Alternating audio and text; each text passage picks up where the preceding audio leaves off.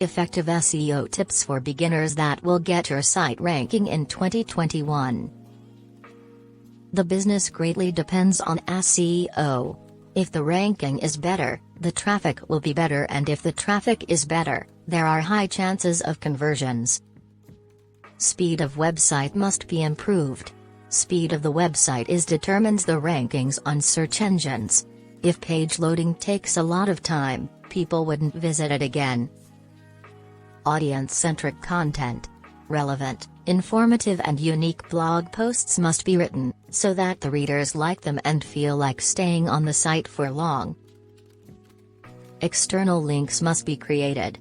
When external links are created, the online presence is drastically improved and search engines start ranking higher.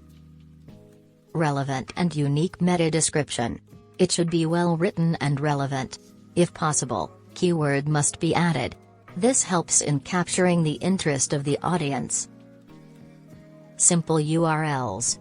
Simple and easy to read URLs are search engine friendly, so one must use it the same way.